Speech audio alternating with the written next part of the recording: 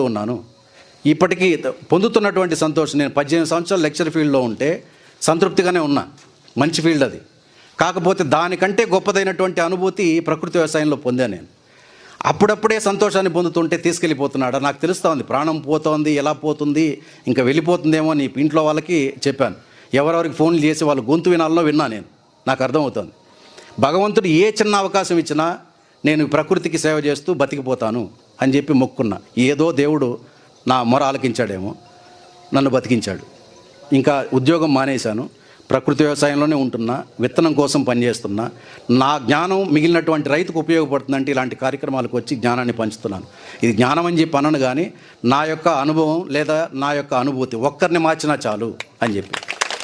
కాబట్టి నాలాగా ఎవరైనా సరే బాధితులై ఉంటే వాళ్ళందరూ ప్రకృతి వ్యవసాయంలోకి రండి. దానికి తప్ప వేరే ఆల్టర్నేట్ లేనే లేదు. పసిబిడ్డల్ని కాపాడాలనేటువంటి ఆలోచన ఎవరికైనా ఉంటే స్వచ్ఛమైన ఆహారాన్ని బిడ్డలకి ఇవ్వాలి, వయసు అయినటువంటి వాళ్ళకి ఇవ్వాలి. ఇద్దరూ డిపెండ్స్ అండి. చాలా కార్యక్రమాలు చెప్తాను నేను. వయసు అయినటువంటి వృద్ధులు మనం ఏం పెడితే అదే తింటారు. పసిబిడ్డలు మనం ఏం పండించి ఏం పెడితే అదే తింటున్నారు. వాళ్ళకి విషం పెట్టి మనం ఎంతకాలం జీవిస్తాం? ఎంతవరకు న్యాయం ఇది?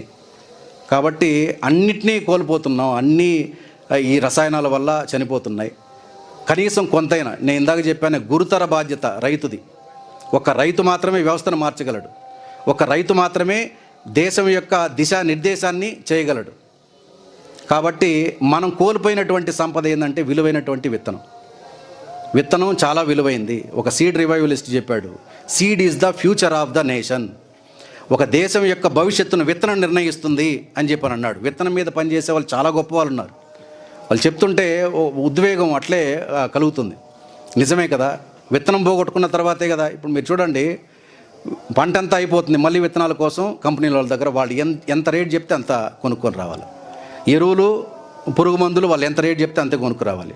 పంట అయిపోయిన తర్వాత పంట ధర నిర్ణయం అయినా సరే మనకు హక్కు ఉందా? మనకు అధికారం ఉందా? లేదు. మళ్ళీ వాళ్ళదే. మరి ఇదేమవుతుందంటే, అదే బ్రాయిలర్ కోళ్ళు మనం ఫామ్లో పెంచుతాం చూడండి, వాళ్ళదే పిల్లలు, వాళ్ళదే ఫీడింగు, మనది లేబర్ కాస్ట్ మాత్రం మనకి ఇస్తున్నారు. మనం లేబరు క్లాస్కి చెందినటువంటి వాళ్ళం కాదు కదా. వ్యవసాయ కూలి ఇప్పుడు ఇంతకుముందు అయితే లేబర్ క్లాస్లో చూసేటువంటి వాళ్ళు వ్యవసాయం చేసేటువంటి రైతులు, దాన్ని రిమూవ్ చేశారు. కానీ మనం మాత్రం అదే అవస్థలో ఉన్నాం. అక్కడి నుంచి మనం బయటపడగలగాలి. కాబట్టి ఏదైతే మనం చేస్తున్నామో అది అపవిత్రమైనటువంటి కార్యం. కాబట్టి కోల్పోయినటువంటి విత్తనాన్ని మనం తీసుకోరాగలిగితే చాలు. విత్తనం మన శరీరంలో విలువైనటువంటి ఈ దేశీయ రకం విత్తనం ఏదైతే ఉందో దాని పోషకాలు మన శరీరానికి ఎలా అయితే అంది, అన్ని రకాల ఔషధాలు మన శరీరం తయారు చేసుకుంటుందో, భూమిలో లేనటువంటి పోషకాలను కూడా నింపి ఇస్తుంది. మీరు కలుపు మొక్కల గురించి ఇందాక చెప్తూ ఆపాను. కలుపు మొక్కలు మన వాళ్ళు పర్యావరణ శాస్త్రవేత్తలు ఏం చెప్తారంటే, weeds are the doctors of the soil. పొలంలో మొలిచేటువంటి కలుపు మొక్క ఆ పొలానికి, ఆ మట్టికి డాక్టర్ అంట. ఎట్లాగా? నీకు వచ్చేటువంటి జబ్బు ఏదో డాక్టర్ ముందు నిర్ధారిస్తాడు. జబ్బు పేరు చెప్తాడు, దానికి వైద్యం ఏందో చేస్తాడు, దానికి ఎలాంటి ఆహారం తీసుకోవాలో చెప్తాడు. వీడు అంటే కలుపు మొక్క భూమికి చెప్తుందంట. మీరు చూడండి, ఏ కలుపు మొక్క అయినా సరే 7 సంవత్సరాలకు మించి బతకదు. కలుపు మొక్కలు, అన్ని రకాల కలుపు మొక్కలు బతుకుతోందనంటే భూమిలో కోల్పోయినటువంటి పోషకాలు కలుపు మొక్క ద్వారా వస్తుంది. ఇందాక 20 రకాల బహుధాన్యాలు చెప్పాను చూడండి. అవి చేసేటువంటి పని ఏంటంటే, భూమి లోపలికి సన్లైట్ నుంచి పడేటువంటి, మొక్క మీద పడేటువంటి కాస్మిక్ ఎనర్జీ, గాలి నుంచి తీసుకున్నటువంటి, మొక్క తీసుకున్నటువంటి ఎనర్జీని వేరు రూపంలో షుగర్స్ రిలీజ్ అవుతాయి, ద్రవం రిలీజ్ అవుతుంది. ఆ ద్రవమే భూమి లోపల ఉన్నటువంటి సూక్ష్మజీవులకు ఆహారం. మనం సూక్ష్మజీవులను కాపాడుతూ ఉన్నాం. ఆ సూక్ష్మజీవులు ఏం చేస్తాయంటే మొక్కని కాపాడుతూ ఉంటుంది. ఆ మొక్కలో ఉన్నటువంటి వేరు షెల్టర్, దాని నివాసం అది. మనం అలా చేస్తూ ఉన్నాం. మనం ఖాళీగా వదిలినటువంటి బీడు భూముల్లో రకరకాల కలుపు మొక్కలు భూమే మొలకెత్తింపజేస్తుంది. ఇందాక చెప్పాను చూడండి, జీవం ఉన్నటువంటిది విత్తనం అయితే, అది కలుపు అయితే ఏముంది? మనకు కలుపు మొక్క అది. భూమికేమి అన్ని రకాల మొక్కల్ని బతికించినట్టు భూమి బతికిస్తోంది. అప్పుడు కలుపుని నివారించడానికి మనం ఏం చేయాలంటే, రకరకాల పంటలతో భూమిని కప్పి ఉంచితే అవసరం లేనటువంటి మొక్కలు మొలవు కదా. మన వాళ్ళు చిన్నప్పుడు ఏం చేసేటువంటి వాళ్ళంటే, ఒక 2 సెంట్ల భూమిలో మిరప చెట్లు వేస్తే ఒక మిరప చెట్టే ఉండదు దాంట్లో.